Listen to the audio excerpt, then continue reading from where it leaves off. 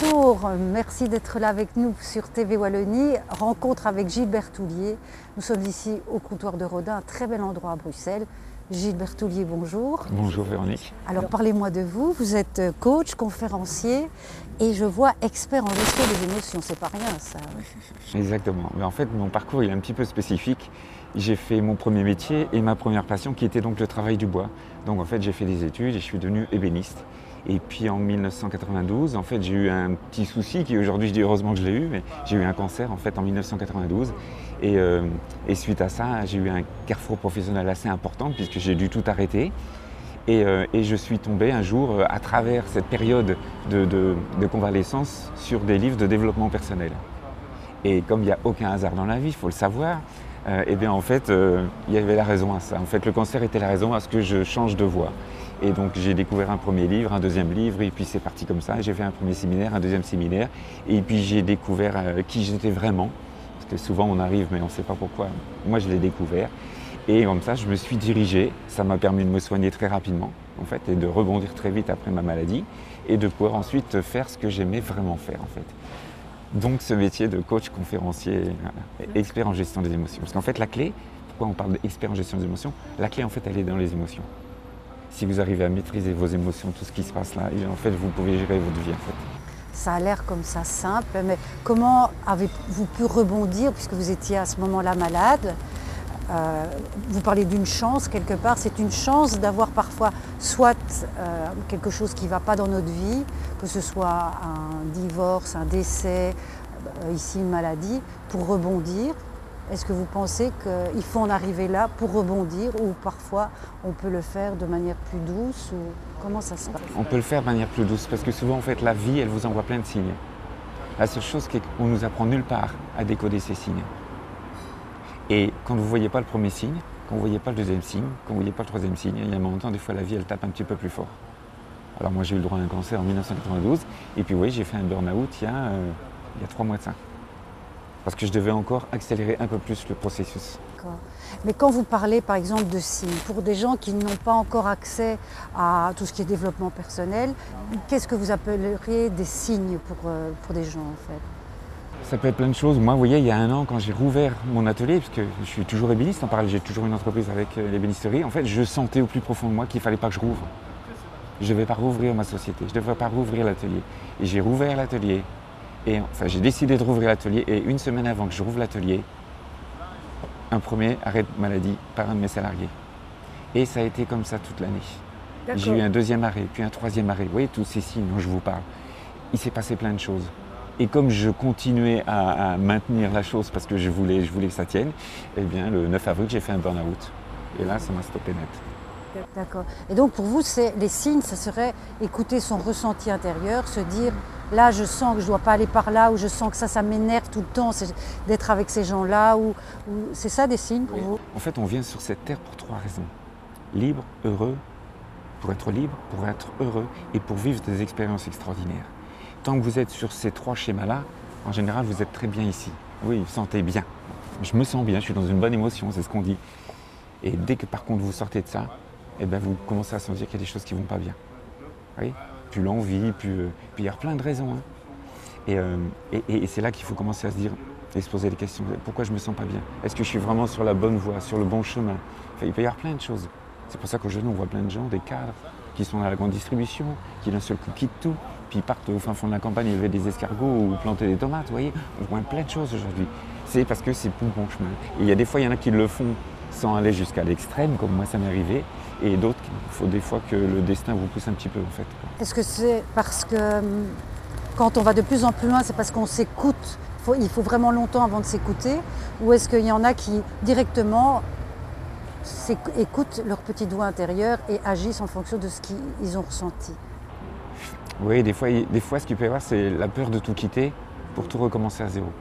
C'est ça, parce que à chaque fois que vous commencez quelque chose de nouveau, vous allez un petit peu dans l'inconnu. Vous voyez, après, il y a aussi une question de confiance en soi. Vous savez, moi, la première fois que j'ai écrit mon premier livre, t'es qui, toi, pour écrire un livre? Parce qu'en fait, c'est toutes ces questions-là qu'on peut se poser. Vous voyez, aujourd'hui, là, je suis en train d'écrire le deuxième, là, je ne me pose plus la question, d'accord? Mais la première fois, et en fait, à chaque fois qu'il y a un nouveau changement, qu'on fait quelque chose de nouveau, on peut avoir peur.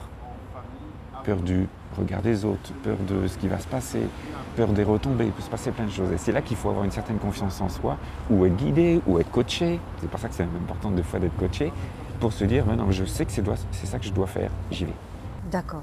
Donc je reviens au commencement, donc vous étiez ébéniste, donc vous êtes parti de là, mais j'ai vu aussi que vous aviez vendu des appartements, c'est ça, agencement d'appartements parisiens, Oui. cabinet dentaire, etc. Que faisiez-vous à ce moment-là? C'est au sein de ma société en fait, j'ai créé ma société. Je suis sorti de mon cancer en 2001, j'ai créé ma société en 2001 dans l'agencement. Et donc je suis parti sur l'agencement de cabinets dentaires et d'appartements parisiens. Et donc je fais ça depuis 2001.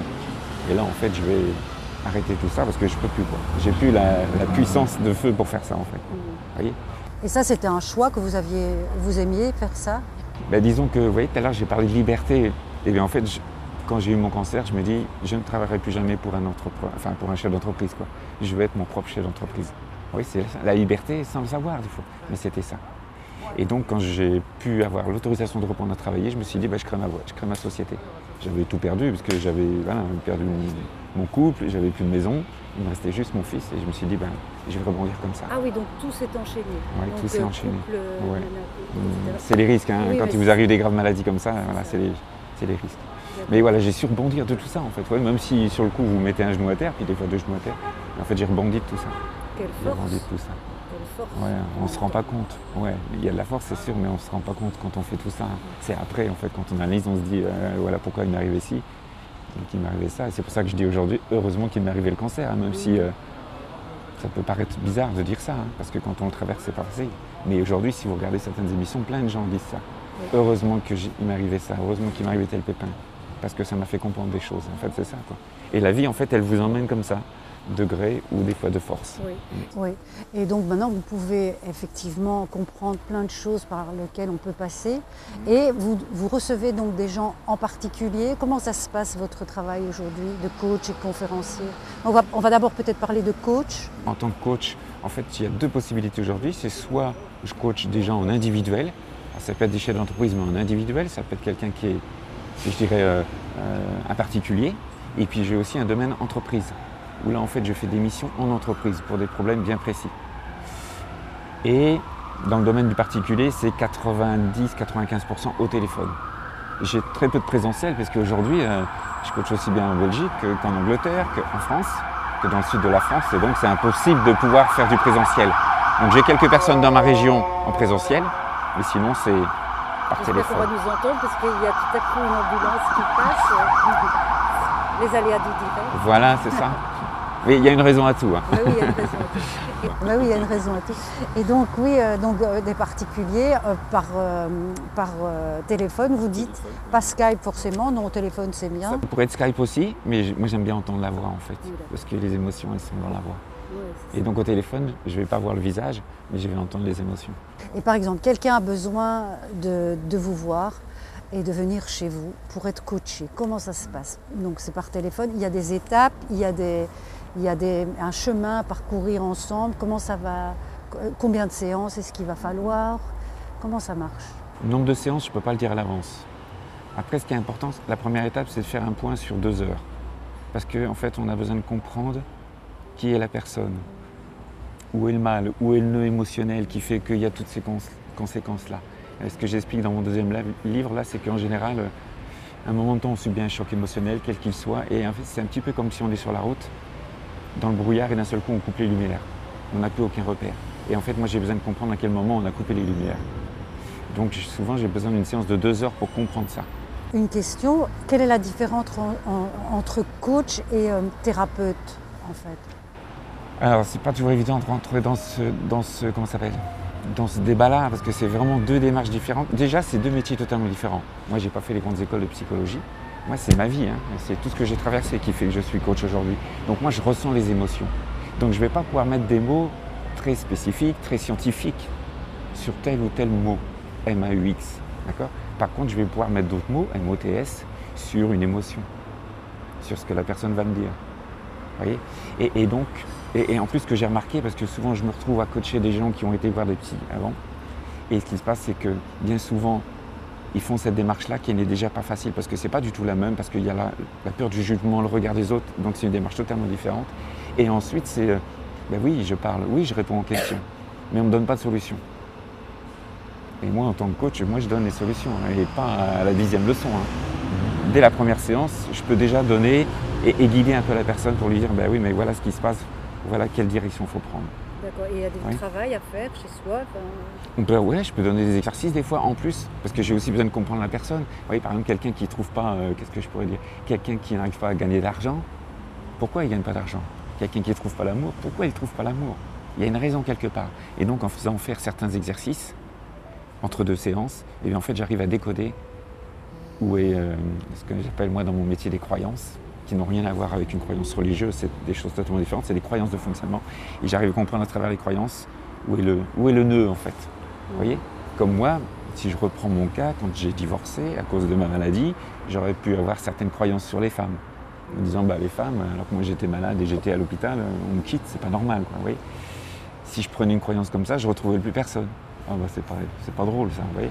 Donc en fait, il faut arriver à gérer ces croyances-là et ces choses-là, ces faits-là, les comprendre, les analyser pour que vous puissiez demain recréer votre vie, que ce soit financièrement, que ce soit amoureusement ou autre. Quoi, vous voyez? Et ça, c'est passionnant. Parce qu'en fait, on peut... Moi, j'ai quelqu'un qui m'a dit un jour, Gilbert, tu dois pouvoir t'accorder dans la vie comme on accorde un piano. Et en fait, le coaching, c'est ça.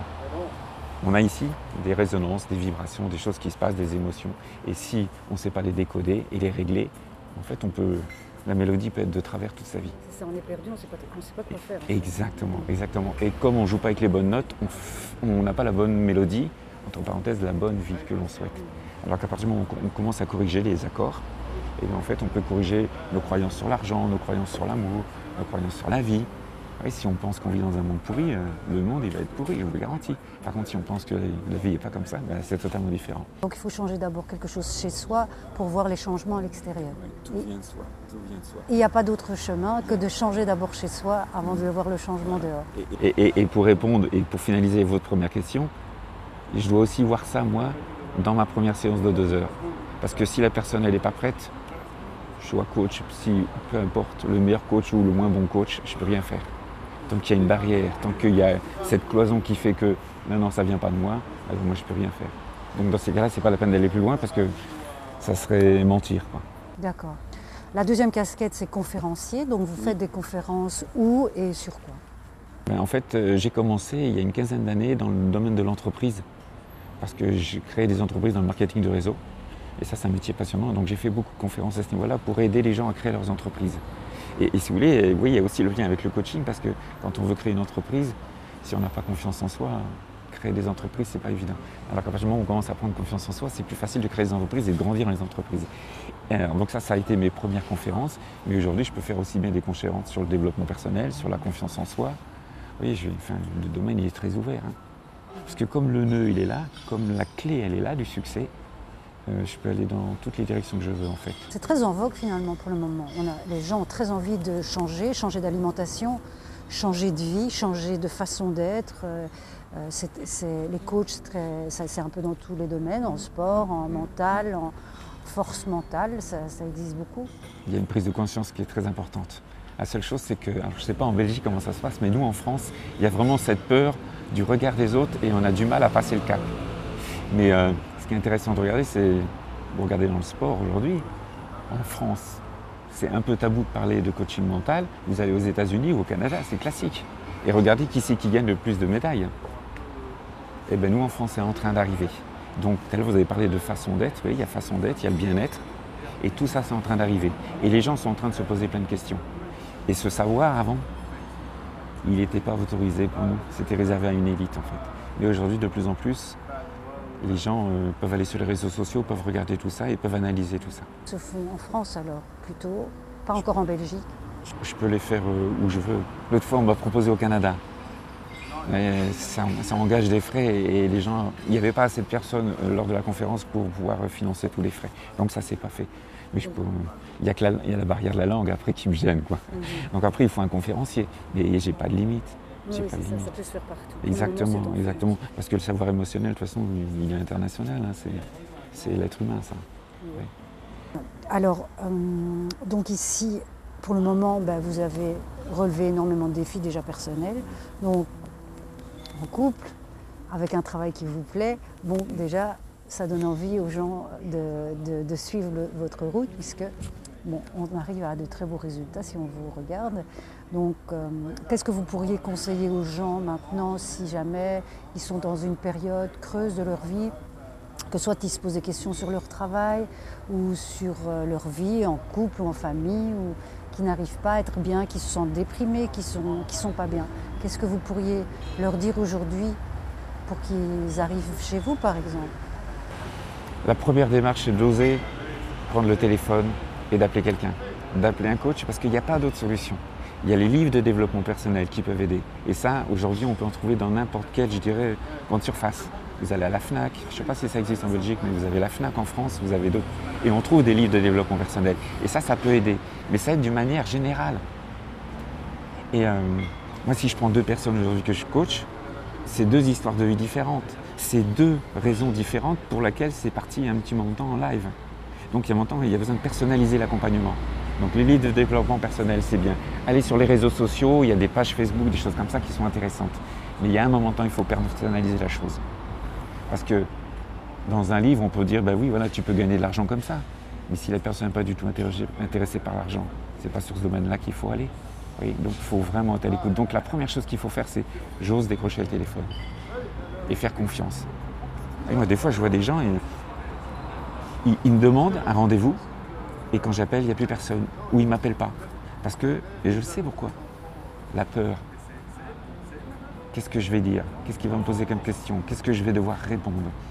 En fait, on n'ose pas faire confiance à la vie et se laisser porter par la vie. Alors que le coaching, quelqu'un qui assure en coaching, il ressent tout ça et il amène les choses gentiment. Vous voyez? Et il n'y a pas d'autre solution. De toute façon, quand on est au creux de la vague, c'est que la vie, elle vous envoie un signe qu'il faut faire quelque chose. Et le seul signe premier qu'on peut faire, c'est de se dire, ok, qu'est-ce que je dois changer en moi? Parce que c'est pas le conjoint, c'est pas l'employeur, c'est pas les salariés, c'est soi-même. Quel nœud j'ai au fond de moi? Qu'est-ce que je dois changer dans mes croyances, dans mes pensées? C'est là, ici, là, au cœur, au fin fond du cœur. Et même si parfois ça peut être difficile à faire, la plus belle des récompenses et le plus beau des cadeaux, de toute façon, c'est la personne qui le fait au final. Comme on disait au début, tout est en nous. Et à nous de dépasser nos peurs et d'avoir le courage de faire appel à vous pour aller mieux. Exactement. Et là, on se sent soutenus et on peut rebondir. En tout cas, merci beaucoup. On va vous suivre sur TV Wallonie. On va pouvoir mettre votre adresse ou vous contacter. Oui, bien sûr, il n'y a pas de souci. Et on est ravis que vous vous soyez déplacé de Normandie jusqu'ici. Merci beaucoup et bravo pour l'accompagnement que vous faites auprès des gens qui aujourd'hui sont quand même... Il y a beaucoup de gens en difficulté, on peut le dire. Donc, merci pour ce travail que vous faites d'éclairer les gens dans leur lumière et dans l'ouverture de cœur. Merci beaucoup. Merci à vous. Merci à vous. C'était un plaisir de venir en Belgique et de vous rencontrer. Merci beaucoup.